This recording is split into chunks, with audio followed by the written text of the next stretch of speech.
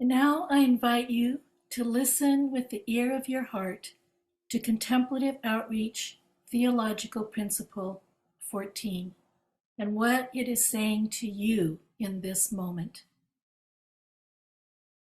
The good accomplished through contemplative outreach is the gift of the Holy Spirit. To cooperate with grace is to co-create and co-redeem the world with Christ from its beginning to its consummation. At the same time, divine transformation is the gratuitous gift of the Holy Spirit and the source of all the good that God may accomplish through us. Well, welcome again, everyone, those who have joined us during the prayer period. Wonderful to see you. We shortly will have talks on the subjects of the day, challenges with online centering prayer groups, and what it means to hold space in centering prayer groups. We will then have a short break before going into small group discussions. When we come back together into large group, we will hear back from as many as we can and take some questions, but we ask kindly that you hold your questions until then. We want to thank you for the many questions and comments that did come in to us ahead of time. The presentations will cover as many as they can that relates to their topics. However, the questions covered a wider range of issues, now many of which we have taken up in previous events or that will come again in the future. So at the end of today's session together, I will share some further resources that can help you find the information you might be looking for to help you to serve as a facilitator or to help others take up that role. Father Thomas says, in open mind, open heart, that service to others is the outgoing movement of the heart, prompted by compassion and concern for others as a result of dedication to God and one's commitment to spiritual practice. It is therefore in the spirit of utmost charity that facilitators of centering prayer groups provide an environment of mutual growth as participants and facilitators share in the same faith journey.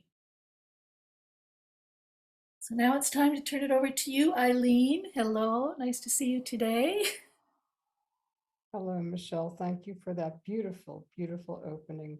And welcome to all of you. It is wonderful and a privilege to be with every single one of you, and I'm very grateful for it. So let me share my slides here. Okay.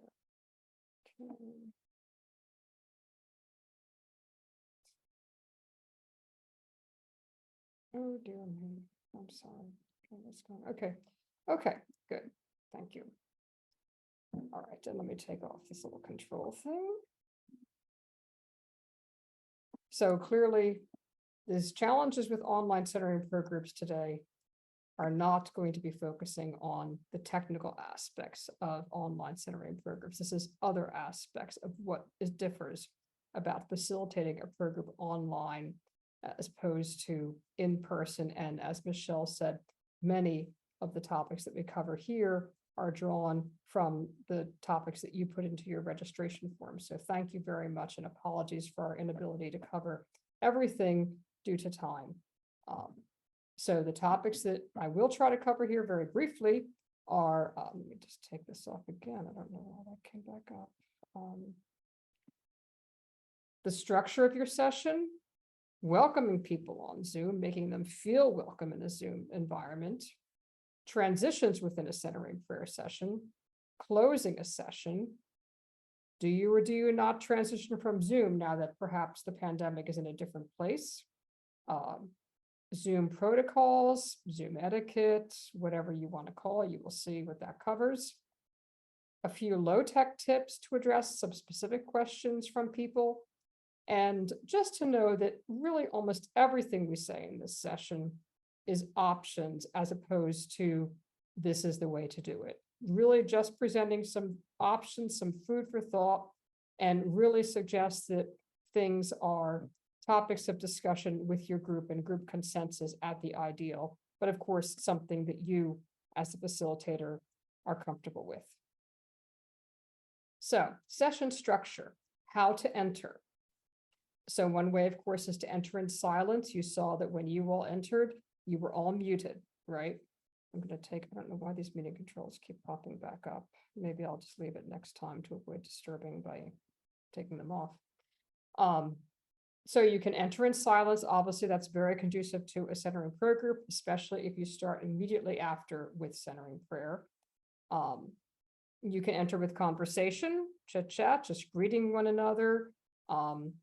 One danger of that is that when you hit the start time, say our group, for example, starts at 7 p.m., do people settle down, right? So that's something to think about. But on the other hand, people need to bond and be with each other, right? So although, of course, as we all know, bonding in silence is a very profound experience. Once the time to start does arrive, one way to do that is to check in.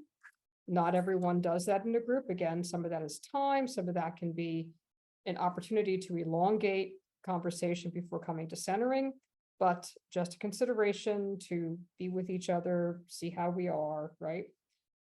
Timeliness in a Zoom centering prayer group was a topic of consideration brought up. If you use a waiting room, as you saw was done today, then one thing you can do in your group is agree in advance that no one will be admitted during centering prayer. And that may promote timeliness, right? Because of course you must be a co-host or host to admit if you use a waiting room. And the co-hosts and hosts are probably centering, right? So you can have a designated Zoom facilitator, Zoom host, and someone else who's really facilitating the group, and maybe that Zoom host is watching for people, as I think Mark might have done, admitting people during centering prayer. But that is one thing to think about. I mean, in practice in our group, if the other facilitator or myself open our eyes and we see someone in the waiting room, we certainly admit them. But at Contemplative Outreach of New Jersey events, the coordinator for that group, or in our prayer group, really our nominal posture is that we don't admit during centering prayer. You can remove the waiting room, and then people can simply pop in at will, but of course that opens you to Zoom bombers, which may sound like a very far-fetched possibility in a centering prayer group, but surprisingly has happened to people, though I don't have personal experience with it. So one question in the registration was, why don't we practice guideline 4 on Zoom?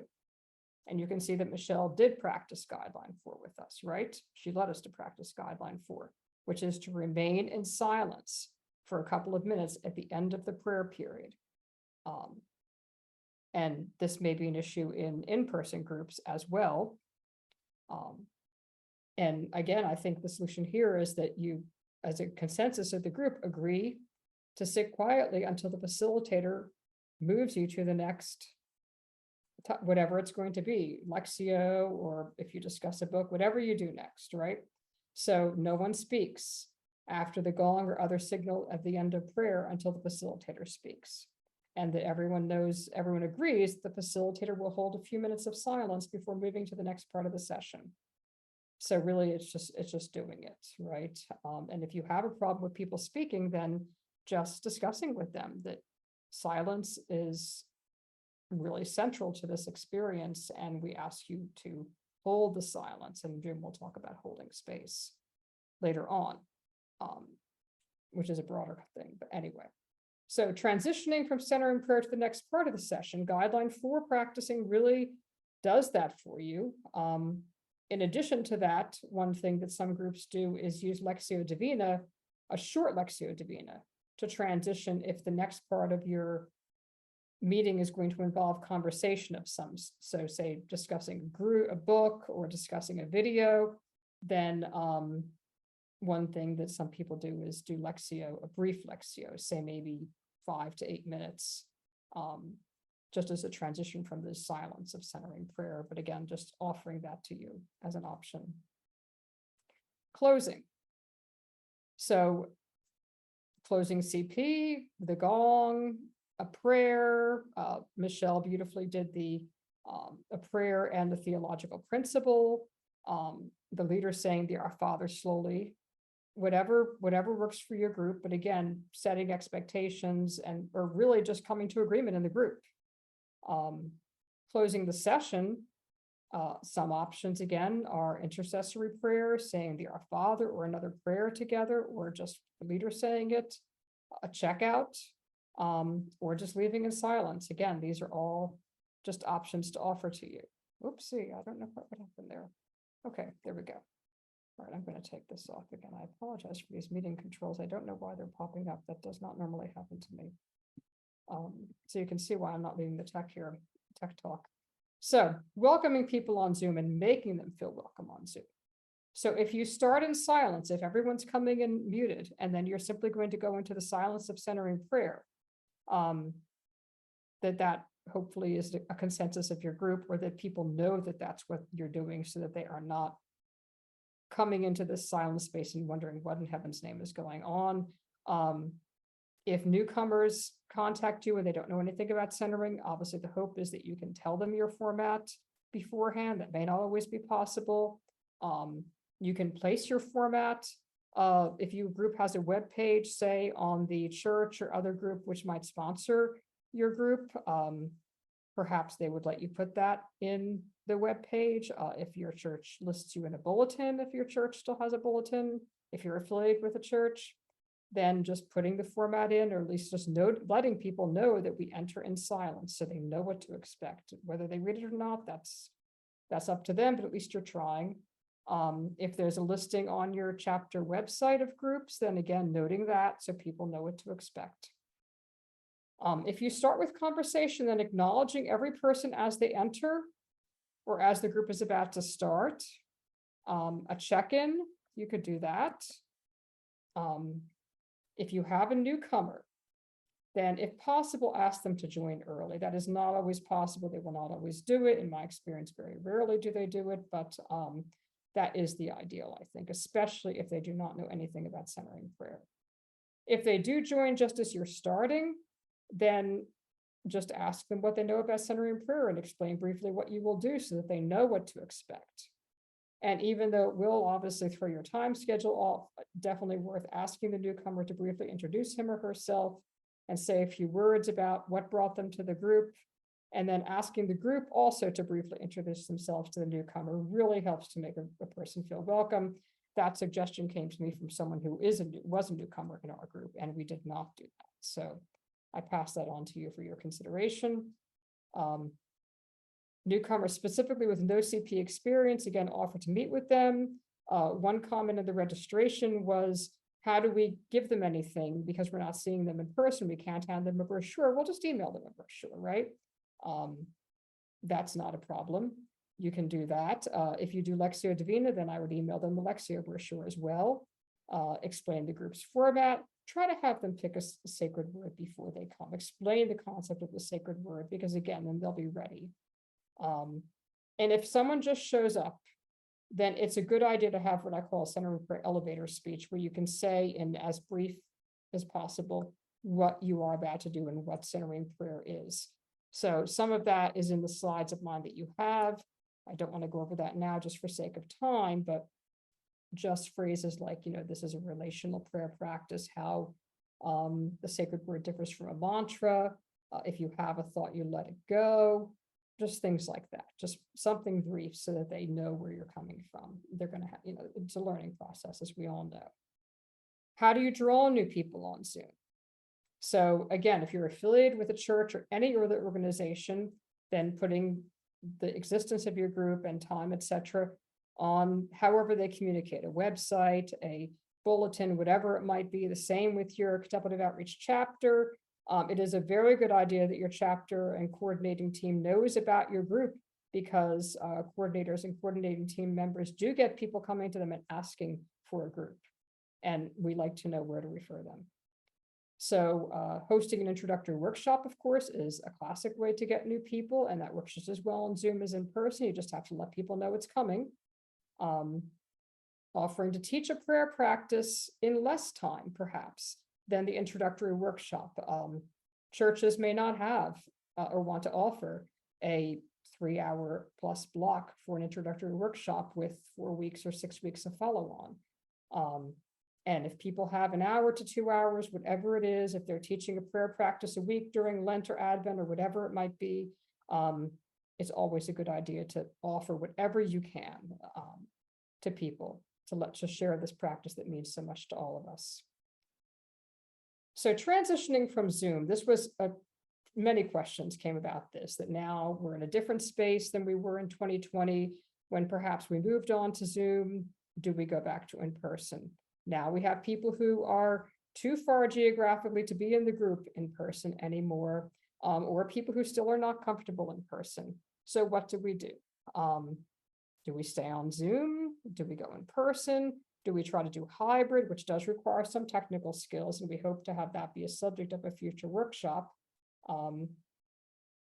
Several of you said in registration form that you do some meetings on Zoom and some in person, which I thought was an excellent solution. If you meet once a week, then maybe 2 weeks are on Zoom, 2 weeks are in person. You may need more than one facilitator to do that if people don't want to facilitate in both formats. But it's very difficult. I don't think you can make everyone happy, honestly. You just have to pray about it and come to group consensus with the resources you have to serve. And just some considerations, as with everything, just be patient with people and serve in love and charity. Some people need to stay on Zoom for health reasons. They may take care of a very elderly or ill family member. There are people who are severely immunocompromised for whom COVID is just the same and just as dangerous as it was in March of 2020.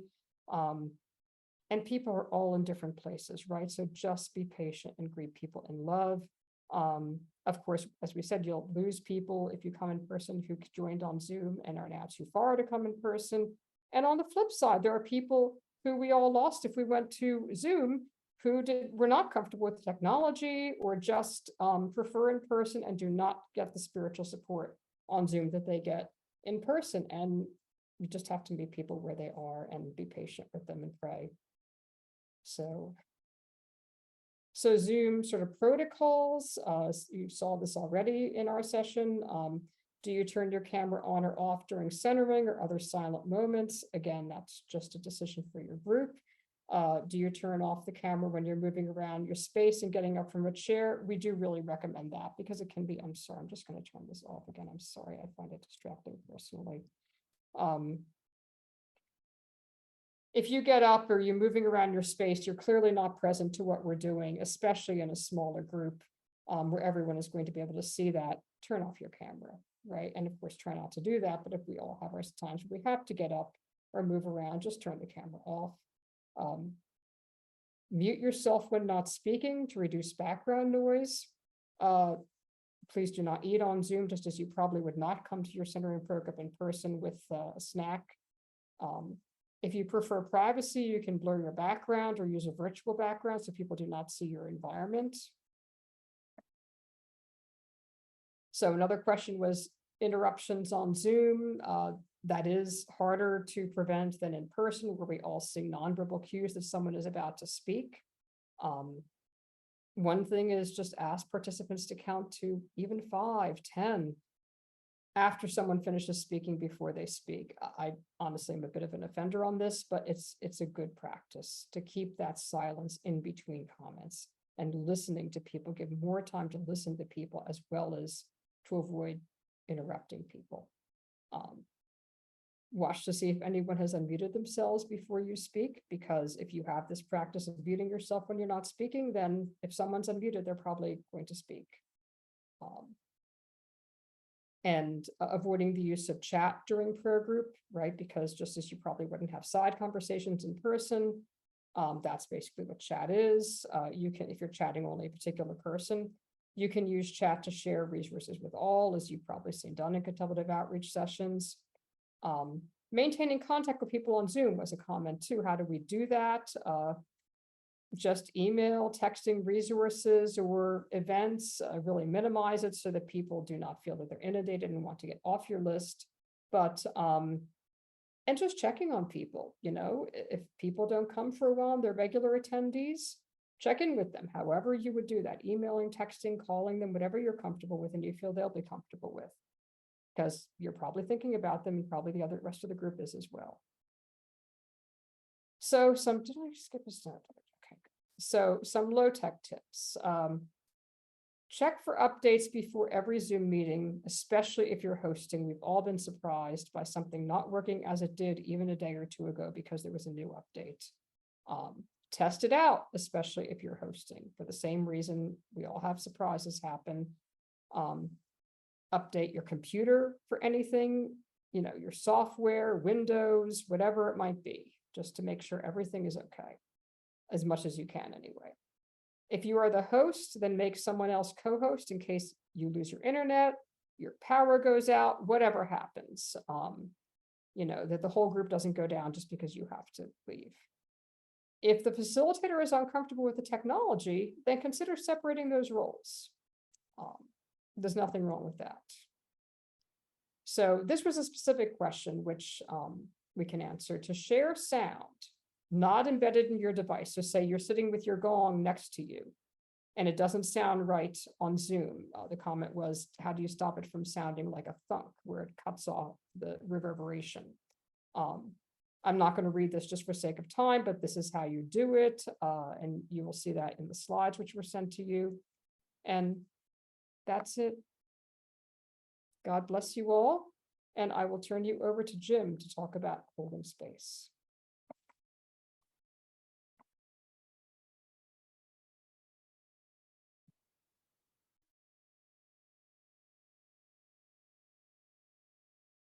Well, thank you, Eileen.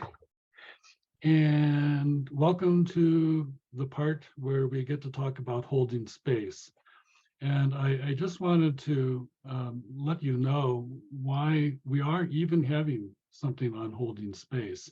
And it's because of a conversation I had with my mentor, the woman who mentored me as I became a facilitator. And I asked her one time, well, what's the most important things that I need to know?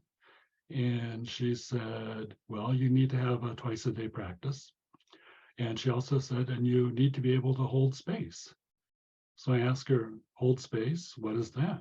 Well, she said, well, think of it as just focusing on what's going on in the room, being present to what's going on in the room, and making sure that things go smoothly for everybody involved. Well, I got curious about what holding space was, and I started doing some research on the internet. And I found all kinds of definitions of holding space, and one in particular that I liked was by a man named Adam Brady, where he described 7 components. And I'm going to share those with you in just a minute. But my thought would be a good homework assignment for you would be to simply go online and check out the different resources available and see if there might be something on holding space that really resonates with you.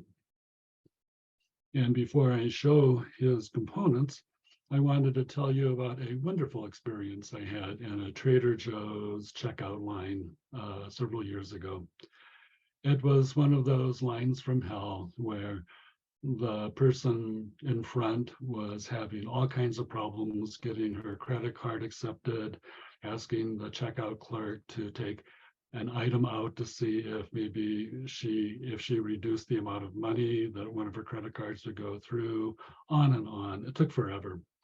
Well, the woman behind her got to the part where she was getting ready to pay, and she just looked at the clerk and said, you know, I just want to thank you for how marvelous you were handling that situation. And I could see everybody, including me, just visibly relaxing.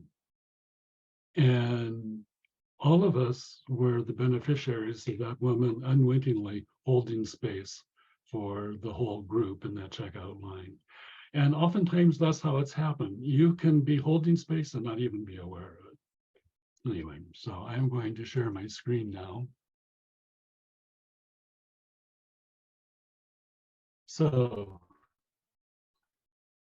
this is Adams Brady talking about holding space, and I'm going to come down so you can see some of the different components. And I'm going to start with safety because, well, he starts with it. 2 ways of looking at safety. You can look at it from the tangible items, and one tangible item would be Do you have all the doors closed when you're getting ready to center? What do you do about windows? I know there was one time we met in a room that had windows along all one wall. And I found out that the best way for me was to like half close the blinds so you could sort of see out, but you didn't feel totally exposed. But just, safety, has that tangible component. Well, then the intangible component is the thing about, do you feel safe in terms of anything that you might say? Because sometimes you can be in a vulnerable space. So for example, that's one reason why it's very important for groups to talk about confidentiality, that you do not talk about what you hear inside that group, outside the group. And I wanted to tell you another way that I started looking at safety from the point of view of a participant. And that was one time I was in a small group, 4 of us, and the 4 of us, we take turns facilitating. Well, one time we went to this woman's house, Anna, and we sat down and she said, okay, we're going to sit for 10 minutes. Normally we would say, oh, well, shall we sit first or do you want to share first? Well, no, she just said, okay, we're going to sit first. This is how we're going to do it. And then at the end, she said, okay, now we're going to share. Jim, will you go first? Normally we would say, okay, who wants to go first? Well, I'll tell you, it was so wonderful being able to just sit back and know that she was in charge, things were being taken care of, no input required from me except to go with the flow, the space that she was creating. And I never really thought about that in terms of holding space until I saw these 7 items. So, and then another thing that I can talk about where there's like both tangible and intangible things is attention. So for example, I don't know if any of you have doctors on computers, but when I go to the doctor and I start talking, she turns like this away from me so she can take notes on her computer. And I always have to ask her, saying, it feels like you're having a relationship with your computer and not me when you're doing that. So that's one way that you can pay attention is eye contact. And hopefully the other parts of paying attention will come to you. For me, one way to pay attention is not only to have eye contact, but is to be curious. Oh, what is it that this person is wanting to convey? As soon as you're curious about something, it takes you out of your ego into another space. Anyway, so, and then going down the list, suspended self-importance.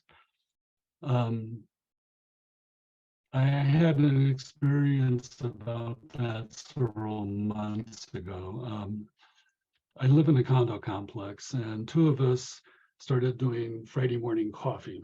And as such, I felt that he and I were the facilitators. Well, one magical morning I went and I just sat down and the conversation was going a mile a minute. I didn't have to do anything and I got uncomfortable because I realized that like, oh, well, I'm a facilitator. I should be doing something. No. So that was useful for me. I'm going to continue scrolling down now. So we did attention and practice. Okay, so these, shoot.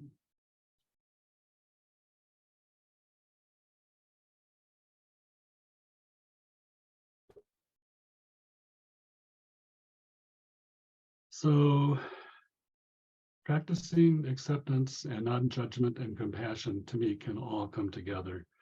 And there's a final thing that you're not seeing on the screen called witnessing. And I wanted to give you an example. And I think for now, I am going to stop doing a screen share and then just start talking to you about my experiences with some of these things.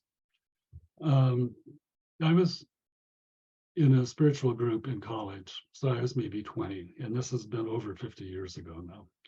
So I don't remember all the details. But we had a spiritual teacher who was amazingly wise from my 20-year-old point of view. And one time she was saying something during her sermon, and one woman got so triggered by what she said and got visibly upset and started like venting and not yelling or screaming, but just going off. And the woman in charge of the group just like stood there for 30 seconds or so, and then very quietly started telling us, well, what you're witnessing is this. What's happening to her now is this. She's not even aware of me talking to you right now. And we're just going to continue in silence for a while. And then after a few minutes, this woman, Dorothea, went up and put her hands on the woman's shoulders and say, okay, can you come back to us now? And she did and continued the sermon. Well, at no point did I feel anxious or upset, partly because at no point did the woman in charge seem to be anxious or upset. And that was maybe looking back, my first memory of like what holding space can really look at. And so, sometimes if you do sharing, things can get pretty messy. Just sometimes go with it, unless you have agreements in place already that people cannot overtalk, or if people share too long, or maybe share in too vulnerable a way, too much information, that you are allowed then as a facilitator to go up to them and say, it's time to do for you to let someone else talk. Anyway, so another example of this kind of thing and the power that holding space can have to transform a group. When I lived in Albuquerque many years ago, I was a mediator for the Metropolitan Court System. One time I got to mediate a small group. It was 5 or 6 women who had shared a house. They were all students at University of New Mexico and on different athletic teams. Well, at one point, one of the women moved out suddenly, and so they went to Metropolitan Court because they felt that the woman owed money and had taken some things that didn't belong to her. I don't remember the details. Well, the neat thing was witnessing, one of the 7 components Adam Brady talks about. This one woman turned to the woman that had moved out suddenly and said, oh, well, you've been talking. So your experience living at the house was this and this? And the woman said, yes, exactly. And I just was able to sit back because at that point I knew the mediation was going to resolve itself. It transformed the room when that woman indicated that, like, oh, I got it. I got what you were going through. And that's all it takes. And I've seen that happen in facilitated groups since then. Now, I've also seen the opposite. So one thing, we call it holding space. We do not call it controlling space. I was in a group one time, and it was a fairly large group. There was one woman designated as space holder. Well, she would just shut down people who were getting visibly upset or worked up about something. And at the end of the group, there were people outside crying because they felt so disrespected by what this woman had done. That is not holding space. So I'd like you to keep that in mind. So I'm going to close out in just a moment, but I wanted to tell you that some things that I thought should be on this list. One of them is listening, and Bob is going to talk about that next. And listening, governs many things that are on this list. For example, witnessing, attention, acceptance, non-judgment, they're all part of the listening experience. And I'm going to finish with a quick example of something that happened in groups that I heard about. Because there were a number of questions were about how do you handle difficult people or situations where people do talk too much. I have a friend who does ethics workshops for psychotherapists here in town. Well, one time she saw on the list of an upcoming workshop that there was a woman that she knew talked too much. So she called her and said, "Hey," and I'm just going to use the name Betty. Um, I recognize your name. I know you've been in other groups. I just wanted to talk with you about how sometimes you tend to, do most of the talking in a group. And I want to see if you're okay with just like, backing off from that so other people have time to share. And the woman agreed to it.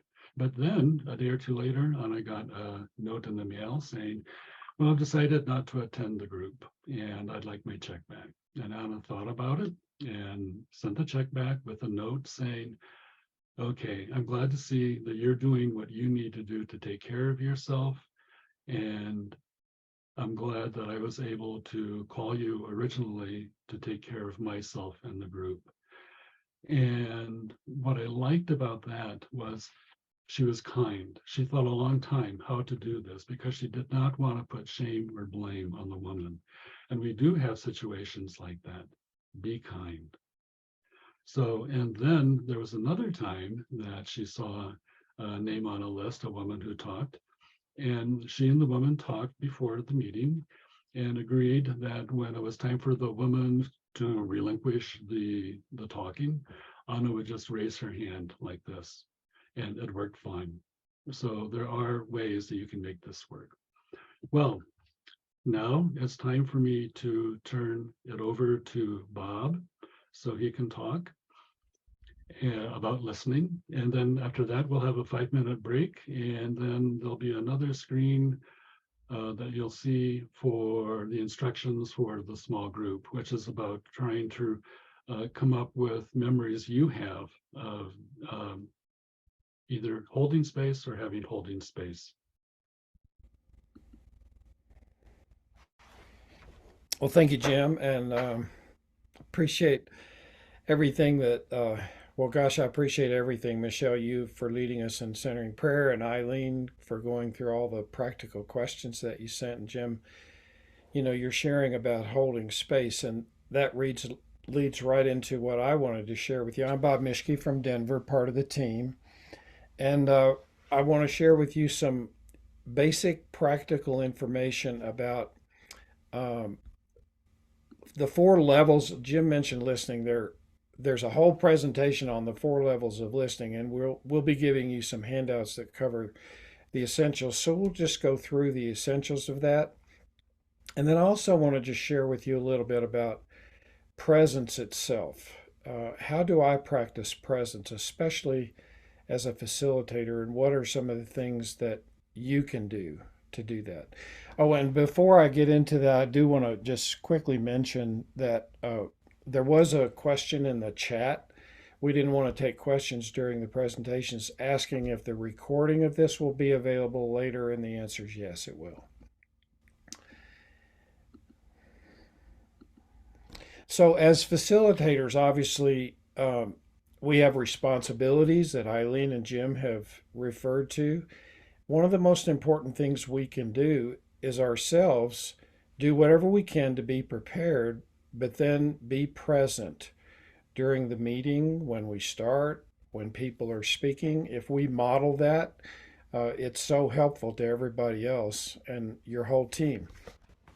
And Thomas talked about this. He said, it's not enough to do the practice itself, even if this is done twice a day, unless at the same time one carries into daily life the effects of the humility and trust in God that the prayer is initiating. So in many ways, he talked about the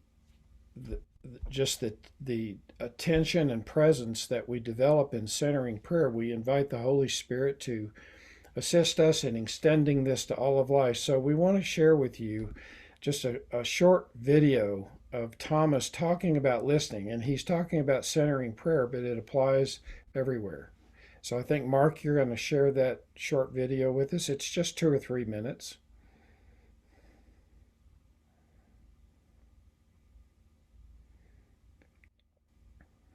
So listening is an act of silence, at least of sorts, because You can't hear what somebody else is saying if it's too noisy or if you're talking. So if I want to enter into this relationship, to pursue this path, what do I do? I know it's a not doing, but how do I do not doing? Well, first of all, there's a lot of things you have to do in the way of bringing your life in its on the conscious level in some accord with your aspiration. We have to let go of some things that are obviously obstacles and cultivate habits of mind and thought and behavior that are more conducive to this listening process. Little by little, then, we enter into prayer without intentionality except to consent. Mm-hmm.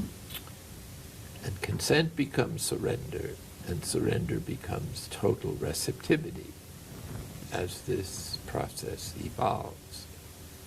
And total receptivity is without effort, is effortless, is peaceful, it's free, and has nothing to do with attaining something or getting anything, or the desire for enlightenment, the desire for peace, the desire for spiritual experience.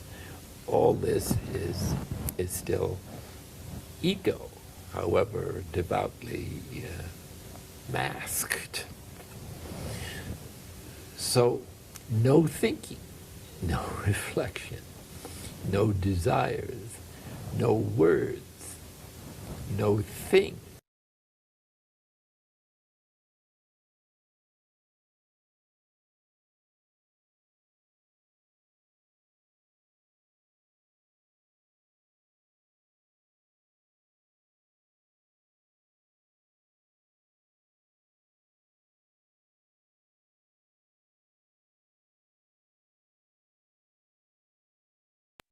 Bob, you're muted.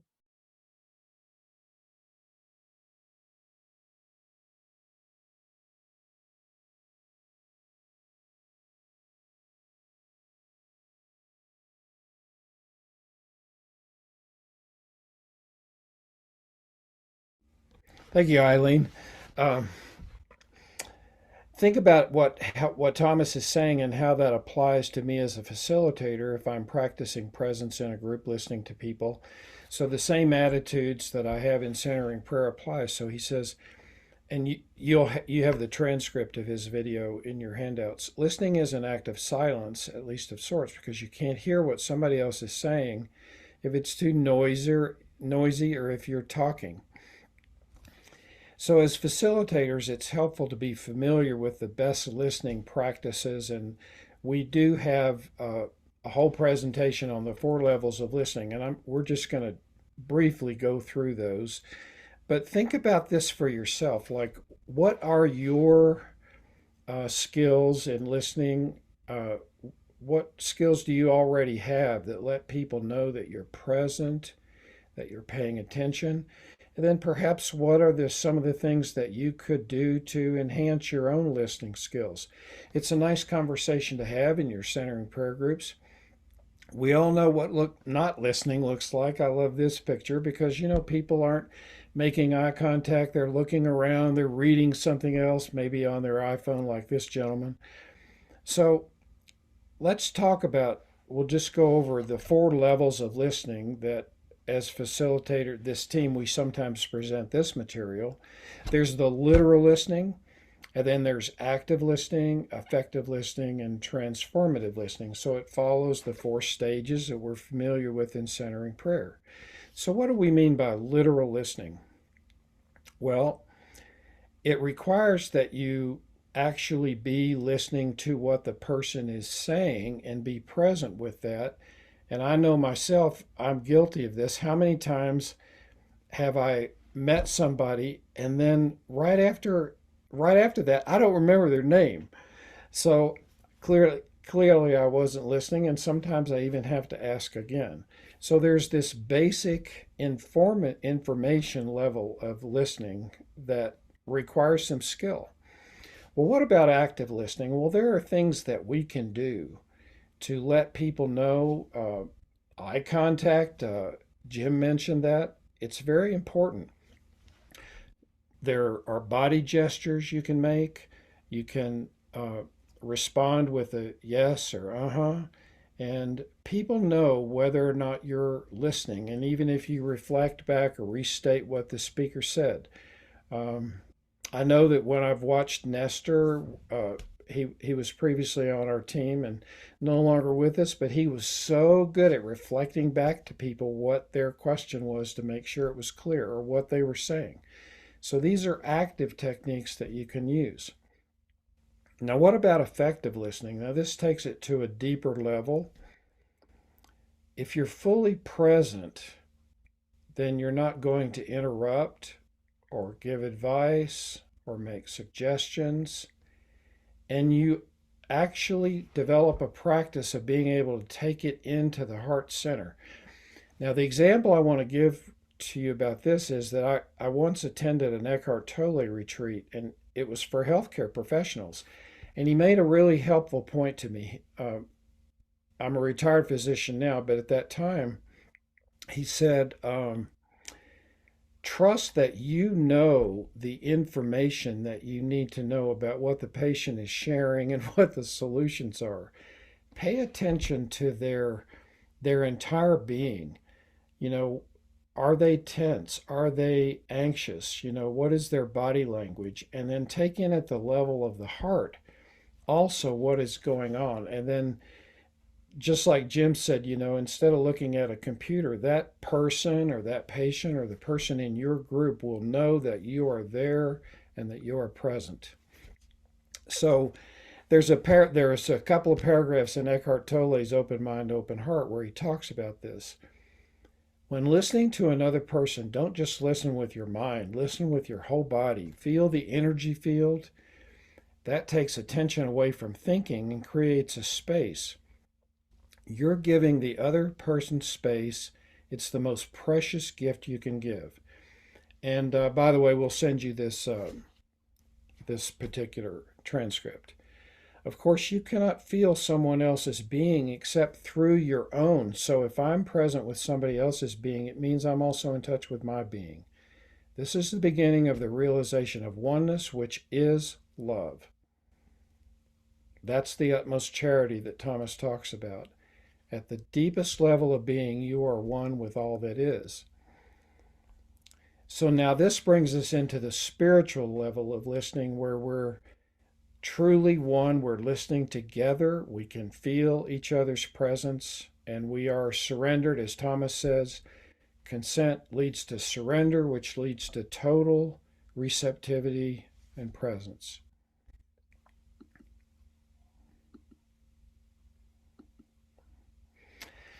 Thomas himself, for me, every time I would meet with him, he made eye contact and he was present. And one time I remember I went up to him and we were going to work on guard of the heart. And so we pull our chairs together and, you know, I said to him, I said, well, should we start with a prayer? Well, he never lost eye contact with me. And with a smile, he said, we are praying, aren't we? So he was teaching me that prayer and presence can also take place right in the middle of activity. So I never forgot that lesson that he always gave me some kind of lesson when I met with him. So then taking this into servant leadership, how can we as facilitators encourage this? And if you have this conversation and just introduce these simple materials to your centering prayer group, we will all be able to become better listeners, better practitioners of presence.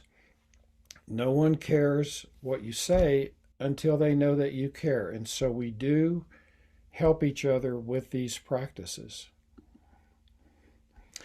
One of the things that I wanted to just share with you is that one of my centering prayer groups, the way we got together is we went through the Denver version of the Living Flame program. It's called the Contemplative Living Experience. And during that whole 9 months, we all practiced together this Holy Listening Circle guideline where we would actually do this. we would start with a prayer. One person shares for 5 minutes. Then you have a moment of silence for a minute or two with or without a gong. And then other people, not everybody necessarily, are invited to reflect back. And then another silence. And so each person sharing is in this sacred container. Well, this centering prayer group that I belong to does this every time we meet, and it is so sacred and is so helpful. So I just offer this as, and you can modify this to fit your needs in your group. And if you bring it up to your group may decide to try this and do it each time or sometimes, whatever is right for your group. And then there's the experience that many of us have had where some kind of sharing can take place in a group. It's sacred, it's special. I remember one time a woman in our centering prayer group had just gotten back from Israel, and she had a life-changing experience in the Garden of Gethsemane. And when she shared that, we were all just spellbound and present. And she said afterwards to me, she said, "I've never been listened to like that ever before in my life." That changed her, in addition to the experience that she had. And I assure you, it changed all of us. So as you know, some of you know that can happen too.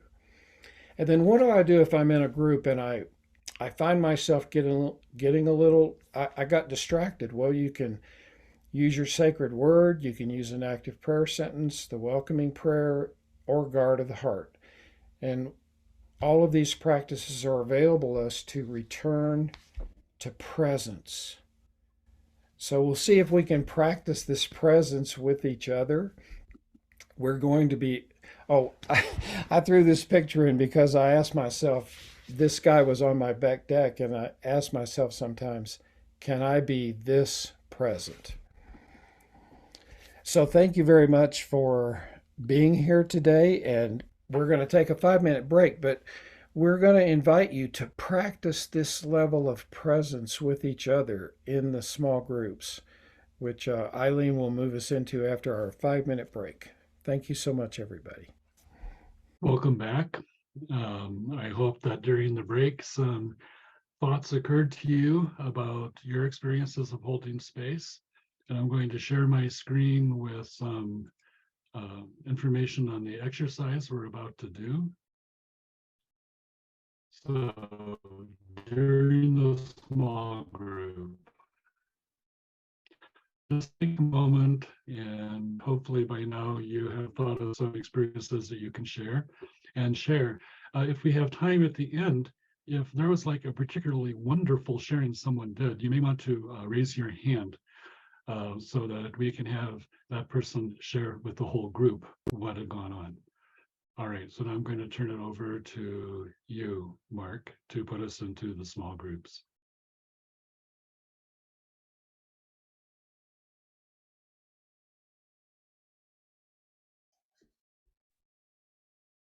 Okay, so now it is time to share from your small group if you would like to. If you have something that was particularly that would be relevant for others to hear, then we would appreciate that. And I see, Doris, you already have your virtual hand raised. For everybody else, if you're not sure how to do that, at least at my screen, which is a Windows environment, at the bottom of the screen, there is a raise hand icon. If you click on that, then you will be moved sort of to the front of the strip of the gallery that's above the speaker. So, and we will call on you in order, and Mark will help me if I miss people, or if Mark, if you see people raising their literal hand, please let call on them. So Doris, please go ahead. Aloha and good morning. I just want to share that we really got to practice listening. In our group of, I believe there were 6, we could hear 2 other people, and they obviously, we couldn't see them, but I think they could see us, and they were trying to tell us how to unmute, but yet all 6 of us could hear each other and see each other. So we just went on with our sharing, and it really was wonderful. It was a great experience to be able to deal with something that was unfortunately like a technical difficulty, but we were able to connect, share, and everyone got to speak. And it was really a wonderful experience. So even though it was difficult, we made something good out of it. So I feel it was successful. Beautiful. Thank you so much, Doris. I like to Yeah, say we did that on purpose, but it was a glitch, and people were in each other's rooms. At least the audio was. So That was good. yeah. we did not have that experience. You know, Mark, if it's possible to spotlight the person who's speaking at each time, I know that's kind of a lot of work. If that's possible, that's great. Yeah, we got Karen. Karen, go ahead. Yes. Yeah, hi. So in my little group, one of the things that came up with the sharing about holding space was that sometimes people might be sharing about a lot of external topics like politics or the world, what's going on in the world, or their feelings about something like a belief or whatever. And so we talked a little bit about having guidelines, having a map for what we're sharing from our own personal experience, and no advice and no judgment, and somehow having that understood by everyone, having a covenant, even somebody mentioned with the group about that. And then it's possible to gently remind someone if they're talking about something extraneous that we would like to come back to our own personal experience with centering prayer practice. Thank you very much. And there is a whole presentation on guidelines and agreements that was done at the October workshop, I believe, last year, and that's also in the Facilitator Handbook. Carmel, am I pronouncing your name correctly? I apologize if I'm not. You're still muted, Carmel. All right. Can you hear me? All right.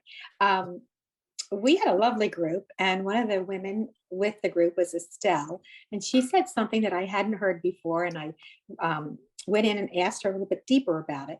She says, as she's holding space and practicing deep listening, that she often listens to the timbre of someone's voice, the tone, the inflection of someone's voice, and it helps her to sort of know their song. She called it knowing their song, and which I think is lovely, that by listening to not only what they're saying, but the tone in which they're saying it, it reveals a little bit more about that person. And maybe the song that they sing all day long, you know, are they happy? Are they grieving? Might they be confused? Might they be angry? You know, things like that is what I was getting from what she was saying to us. So I think it's a deeply intuitive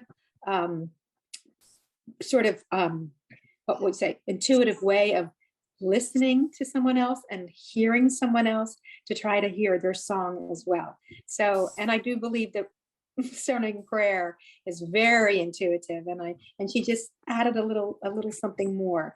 And I really wanted to thank you for that, Estelle. That's beautiful. Thank you very much. Roseanne? Yes. In our group, I was asked to share this practice that our group uses. We meet on Zoom, and in the sharing session, we make sure that everybody is muted except the person who's speaking. And it just kind of slows everything down. It's like the person who's speaking has like a talking stick, and it's their turn to talk. And then when they're finished, they mute themselves, so we know when they're done. It's very helpful. So I just wanted to share that. Thank you very much. Brant? Yes. So I relate a story in my group. So it's fairly recent, and so we had an older man in our group. So he's been in our group for quite a while, and over a number of weeks, people started noticing that he would leave our meeting. So we're in hybrid mode. So he would leave after the sit. So he wouldn't stick around for the topic or discussion on that. And so one day the group brought that up to me, and they go, well, we see him leaving the group. Is he upset with us, or they were concerned about him? And so I said, well, I'll contact him and find out. And so this was a lesson to me in hearing and understanding are two different things. Because what he was doing, he was leaving because he had an elderly father that had recently died, and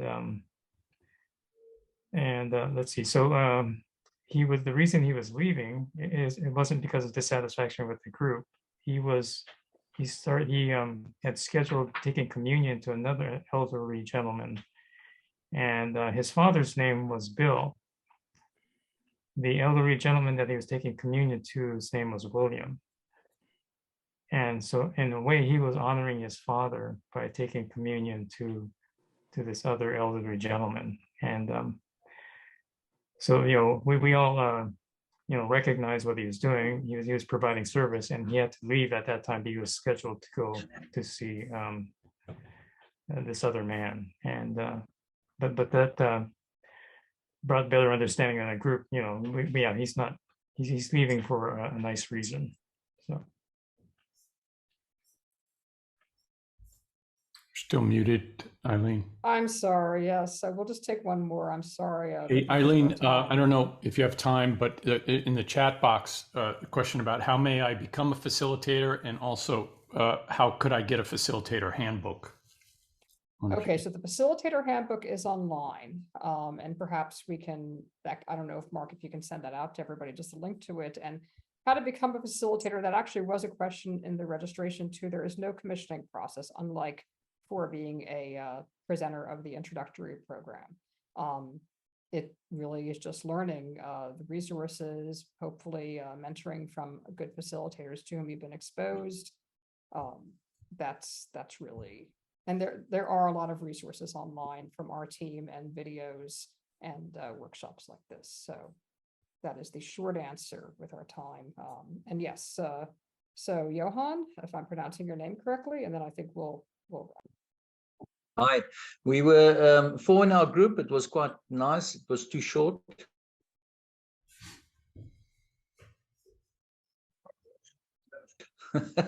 We couldn't cover us with spiritual directors, and we actually the similarities between this holding space, points that was raised. Can you hear me?